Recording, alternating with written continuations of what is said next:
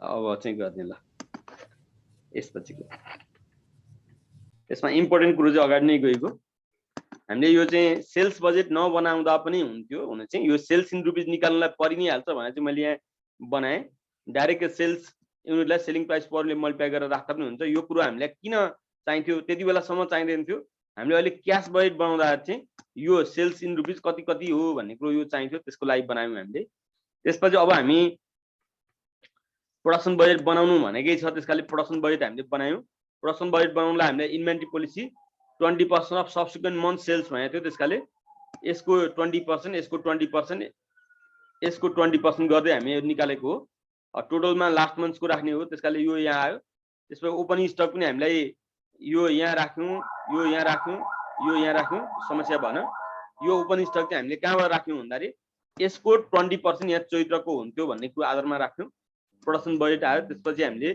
Purchase budget बनायौँ purchase बजेटमा पनि त्यस्तो खासै छैन अब हामी क्यास बजेट बनाउँदै गर्दाखेरि त्यसमा हामीले क्यास कलेक्सन फ्रम सेल्स हामीले निकालिसक्यौँ यसमा क्यास सेल्स छैन त्यसकाले क्यास सेल्स राख्यौँ सबै सेल्स क्रेडिट हो तर त्यो क्रेडिट सेल्स चाहिँ कलेक्सन हुने के छ भन्दाखेरि सेम मन्थ्समा 20% भने छ 20% सेम मन्थ छ बाँकी चाहिँ दुईटा महिनामा बराबर भने चाहिँ इक्वली त्यसो भए 80% बाँकी भयो 80% चाहिँ दुईटा महिनामा 40% भयो भन्ने कुरो हो यो त्यो कलेक्सन कसरी गर्ने भन्ने कुरा हामीले यहाँ हेरिसक्यौँ यसमा चाहिँ हामीले जति बेला कलेक्सन हुन्छ त्यति बेला डिस्काउन्ट लेख्नुपर्ने भएकोले हामीले 20% को 98% चाहिँ सेम मन्थ त्यति बेला पैसा आउँछ बाँकी 20% को 2% भनेको 20% को 2% भने 0.4% चाहिँ डिस्काउन्ट हुन्छ त्यसकाले यो 20 माइनस 19.6 गर्दा जुन हुन्छ 0.4% त्यसले हामीले वैशाखको सेल्सको 0.4% जेठको सेल्सको 0.4% र आषाढको सेल्सको 0.4% गरेर निकाल्यौँ यो अर्थात् एकैचोटि हेर्ने टोटल सेल्सको 0.4% गरे पनि हुन्थ्यो अनि हामीले एकाउन्ट सेल पनि निकालिसक्यौँ अब हाम्रो क्यास रिसिभमा आउने कुरो केही पनि देखिएन यहाँ क्यास रिसिभमा यहाँबाट कुनै जान्छ भन्ने कुरो छैन बिल्डिङ मेसिनरी इन्भेस्टमेन्ट यो सेल्स भनेको छैन मर्चेन्डाइज र फिनिश गुड्सको यो गइसकेको सेल्सको रिसिभेबल हाम्रो गइसक्यो त्यसो भए अब हामीले जाने भनेको के हो त भन्दाखेरि यहाँ पनि कतैबाट कुनै कारणले क्यास रिसिभ हुन्छ भन्ने कुरो छैन त्यसकाले क्यास रिसिभको टोटल यति नै हो टोटल क्यास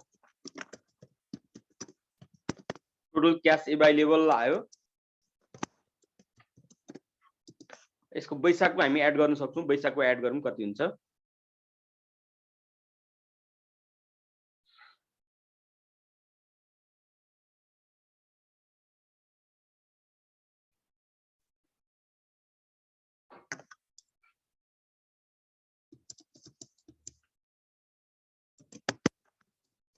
₹4,63,080 4,63,080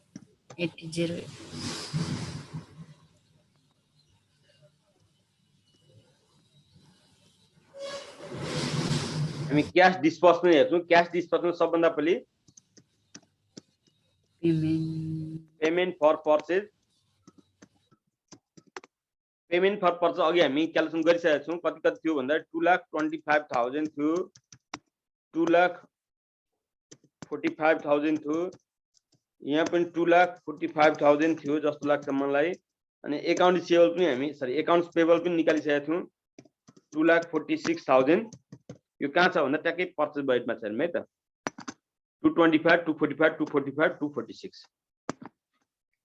अब पेमेन्ट फर वेजेस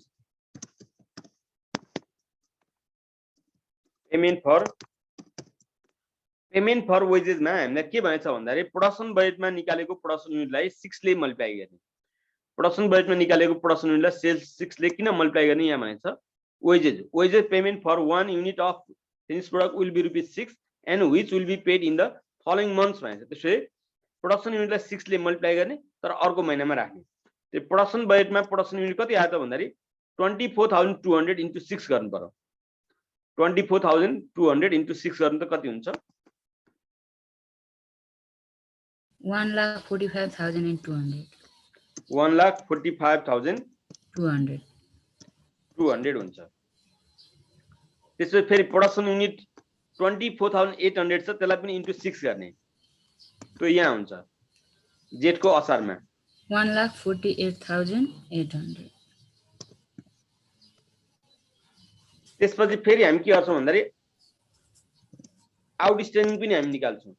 आउटस्ट्यान्डिङ कति हुन्छ? यो 145,200 नै हुन्छ। 145,200 नै हुन्छ किनभने प्रोडक्सन युनिट सेम छ भनेको यो 24,200 इन्टु 6 गर्नु पर्यो। त्यो चाहिँ के हो त आउटस्ट्यान्डिङ भएर गयो। यहाँ ब्यालेन्स वैशाखमा कति आउँछ त भन्दाखेरि वैशाखमा हामीलाई हेरिरहेको छ यहाँ ओपनिङ ब्यालेन्स सिटमा मलाई कति मेरो पालो कति बेला आउँछ भने 124,800।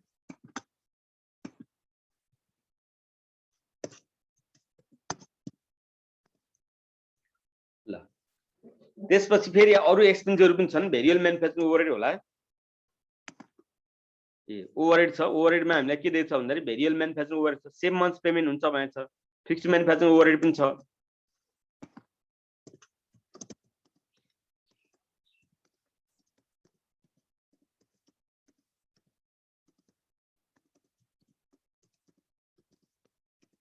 Variable manufacturing overhead at the rate of कति छ भन्दाखेरि ₹2 छ। 2 ले अहिले जस्तै प्रोडक्सन युनिटलाई मल्टिप्लाई गर्ने। यो चाहिँ एट द रेट अफ ₹6 छ तर नेक्स्ट मन्थमा पेमेन्ट गर्ने भएछ।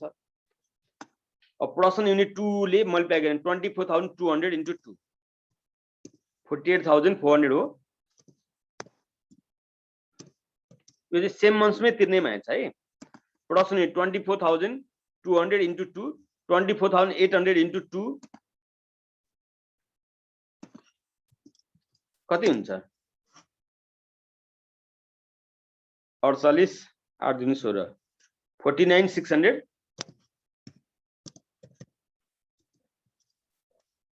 आषाढमा पनि 24,000 48,400 नै भयो होला।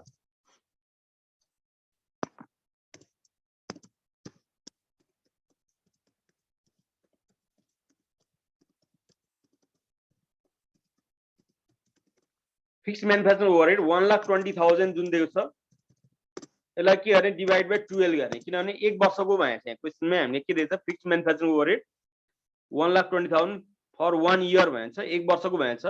यसमा डिप्सन इन्क्लुड भनेको छैन त्यसकाले हामीले गर्यौं। डिप्सनको कुरो कतै गरेको पनि छैन त्यसकाले गरेको छैन चुप लाग्ने। त्यसै 1,20,000 डिभाइड बाइ 12 गर्दा 10,000 हुन्छ होला। हरेक महिना 10,000 गर्ने। फिक्स भनेको सधैँ सेम नै हुने भयो।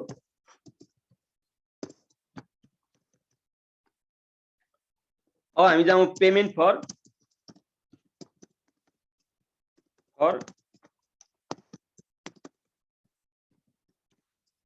मेसिन सप्लायर र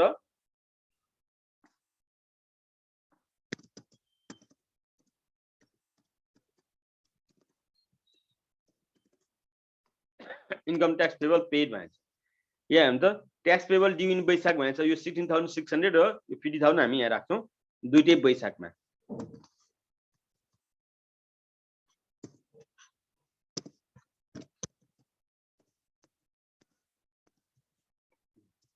अरु महिनामा यो छैन।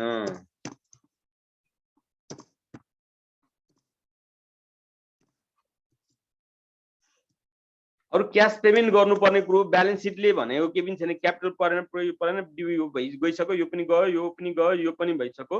यतापटि पनि केही पनि छैन। यहाँनिर पनि अब अरु पेमेन्ट गर्नुपर्ने कुरो केही पनि छैन। यहाँ सेल्सको कुरोहरु भइसक्यो। पर्चेजको पेमेन्ट भइसक्यो। वेजेसको भइसक्यो। ओभरहेडहरु भइसक्यो। इन्भेन्टरी पोलिसी भयो। मिनिमम क्याश ब्यालेन्स अब आउँछ। त्यसोभए यो 50,000 मा यो भयो भने चाहिँ कमर्सियल बैंक यो भएको यही अहिले ब्यालेन्स सिटमै दिएको कुरो हो। यो भनेको नयाँ कुरो भएन यो। त्यसो अब हामी क्याश बजेट क्लोज गर्न सम्भव भयो। टोटल क्याश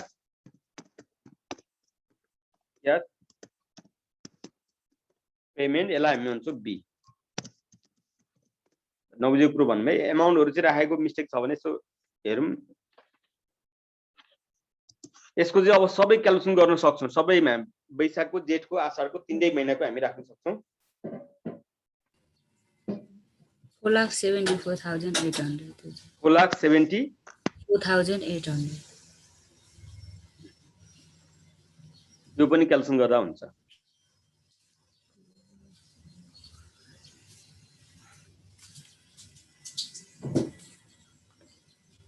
2,390 4,49,800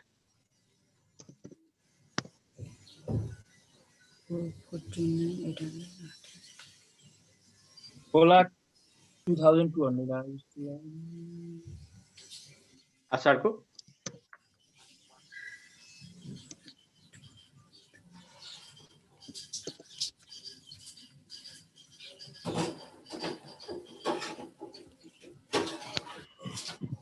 452 चाहिँ 52,200 चाहिँ आज 52 चाहिँ रहेछ। ल अब हामी के गर्छौं त भन्दाखेरि सरप्लस अथवा डेफिसिट सरप्लस और डेफिसिट हामी कसरी निकाल्छौं a - b गरेर निकाल्छौं। यो वैशाखको मात्र निकाल्न सक्यौं। यहाँ भनेको 4,63,000 क्याश भएको बेला 4,74,800 पेमेन्ट भयो भने हाम्रो पक्कै पनि डेफिसिट हुन्छ। कति डेफिसिट हुन्छ 11,720 कति अरे 11,720 720 यसलाई जेठ र असारको अहिले आउँदैन। अब हामीले फाइनान्सिङ गर्नु पर्यो। बोरिङ repayment interest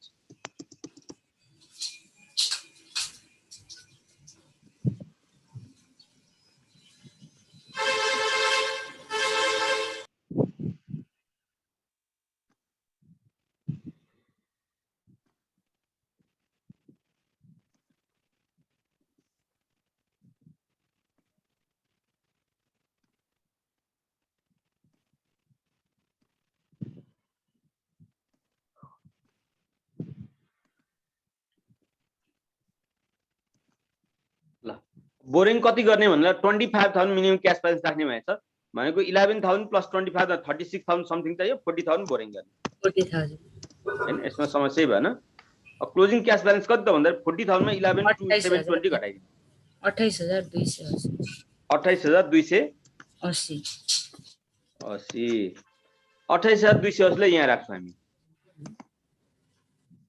यसमा त एन्सर हुन्छ 28,280 लाई यहाँ राख्छौं। टोटल क्याश अवेलेबल आउँछ।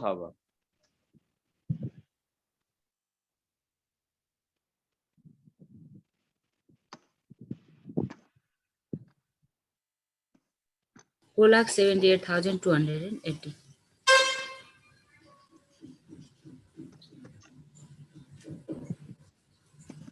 यहाँ चाहिँ सरप्लस भयो होला हो 9,800 हो सर कति 28,480 28,480 त्यसो हामीले 1000 को मल्टिपलमा त पेमेन्ट गर्न मिलिहाल्छ। त्यसकाले पेमेन्ट त गर्ने नै हो। बोरिङ चाहिँ गर्नु परेन यसमा। त्यसोभए रिपेमेन्ट कति गर्ने भन्ने कुरा हामी क्याल्कुलेसन गर्नु पर्यो।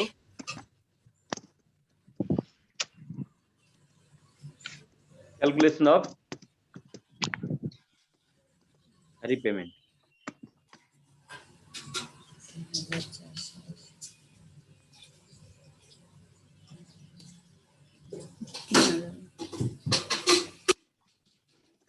ज्येष्ठमा सरप्लस कति आयो त 28,000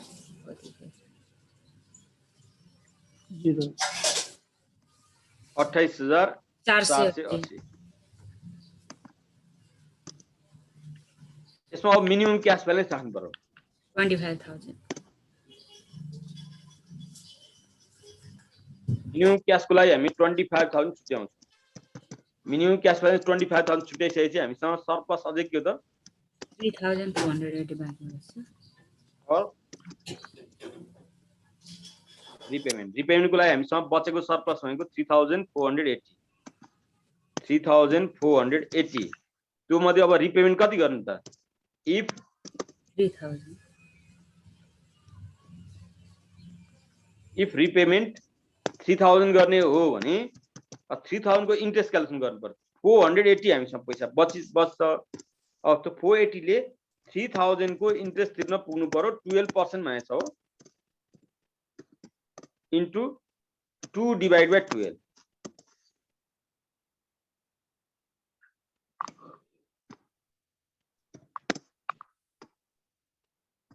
60 आउँछ इन्ट्रेस्टको रेट 12% पर एनममा छ 1000 को मल्टिपलमा रिपेमेन्ट गर्न मिल्छ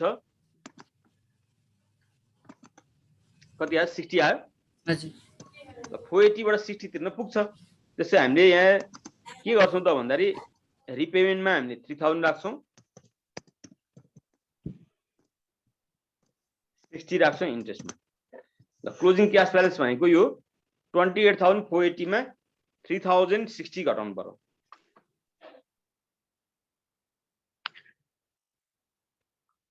25,420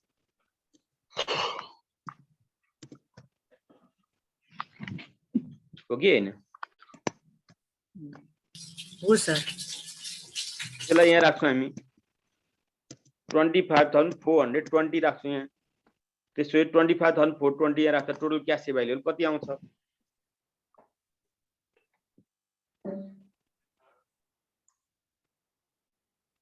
5,11,500 5 lakh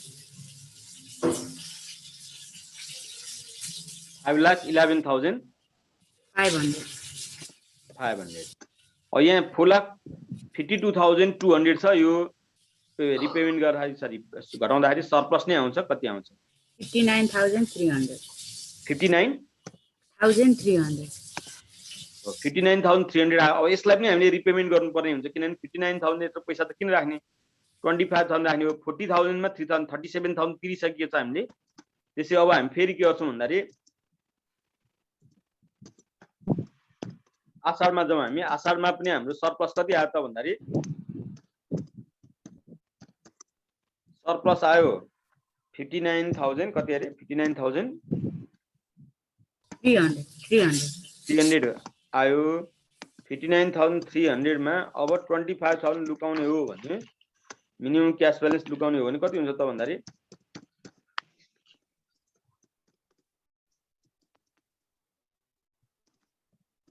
34,300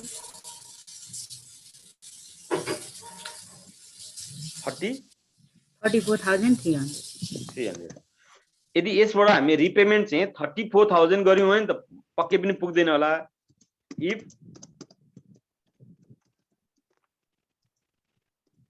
34,000 ट्राई गरौँ त के हुँदो रहेछ 300 इन्ट्रेस्ट पक्कै पनि पुग्दैन त्यसैले 34,000 तिर्ने हो भने 34,000 को इन्टु 12% इन्टु 3/12 गर्नु पर्यो यहाँ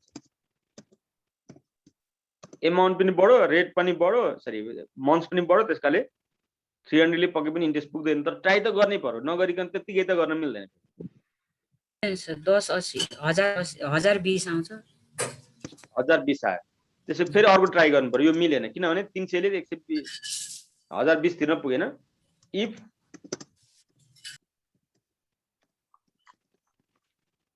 रिपेमेन्ट 33,000 रिपेमेन्ट गरियो भने चाहिँ हाम्रो सरप्लस कति बाँकी रह्यो त भन्दाखेरि 1,300 बाँकी रह्यो नि हैन यति बेला इन्ट्रेस्टको एमाउन्ट कति हुन्छ त भन्दाखेरि 33,000 कै हामी गर्छौं 12% ले इन्टु 3/12 चाहिँ 3/12 नै हो 990 यो त तिर्न पुग्यो त्यसै हामी के गर्छौं क्याश बजेटमा रिपेमेन्टमा जान्छौं हामी 33,000 र यसो गर्छौं क्लोजिङ क्याश ब्यालेन्स आउँछ अब यो 59,300 मा 33,990 घटाउँछौं हामी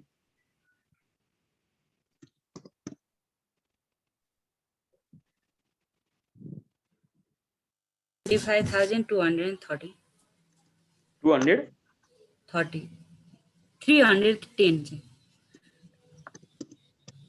310 ल 25,310 यो भयो क्याश बजेट अब मैले यसको इन्कम स्टेटमेन्ट ब्यालेन्स सिट चाहिँ छोड्दिए है अब यो चाहिँ गर्नुपर्ने भयो गर्न सकिन्छ त्यस्तो खासै प्रब्लमको कुरो छैन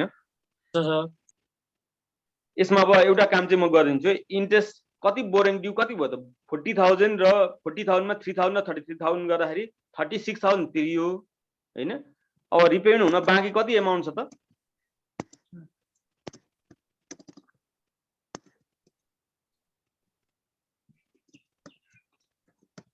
बोरिङ ड्यू कति बाँकी रह्यो त भन्दाखेरि 4,000 बाँकी छ सर 4,000 बाँकी रह्यो 4000 को इन्ट्रेस्ट क्याल्कुलेसन गर्ने हैन 4000 को यो इन्ट्रेस्ट ड्यू चाहिँ 12% ले पर्सेन्ट 4 त्यहाँ 12 1200 3/12 120 जस्तो लाग्यो 120 चाहे जे होस् यति चाहिँ हाम्रो के हो त भन्दाखेरि अब ब्यालेन्स सिटमा यो 4000 जान्छ इन्ट्रेस्ट ड्यू जान्छ अब इन्कम स्टेटमेन्टमा चाहिँ के हो त इन्ट्रेस्ट को 60 पनि जान्छ 990 पनि जान्छ 120 पनि जान्छ बोरिङ इन्ट्रेस्ट ड्यू र बोरिङ अब अघि हामीले क्याश बजेटमा निकालेको डिस्काउन्ट जुन छ 5840 यो इन्कम स्टेटमेन्ट राख्ने डिस्काउन्ट एलाउड भए चाहिँ अरु हामी गर्न सक्छौं जस्तो लाग्छ गरौँ ट्राई गरौँ भएन भने हामी अर्को क्लासमा गरौँला हामी आज टाइम पनि सकिसक्यो ल यहाँसम्म केही छ हामीले यहाँ गरिसकेकोमा भने भनौं बाँकी चाहिँ हाम्रो होमवर्क भयो है त यसको income statement balance seat homework भयो किनभने गाह्रो पनि छैन मैले मात्रै यो क्वेशन गर्नुको कारण यो मात्रै हो यति मात्रै हो यसको आधारमा डिस्काउन्ट निकाल्ने कुरो मात्रै हो अरु यहाँ तल आएको कुरो पनि जुन गरे मैले त्यो पनि नयाँ कुरो खासै केही पनि छैन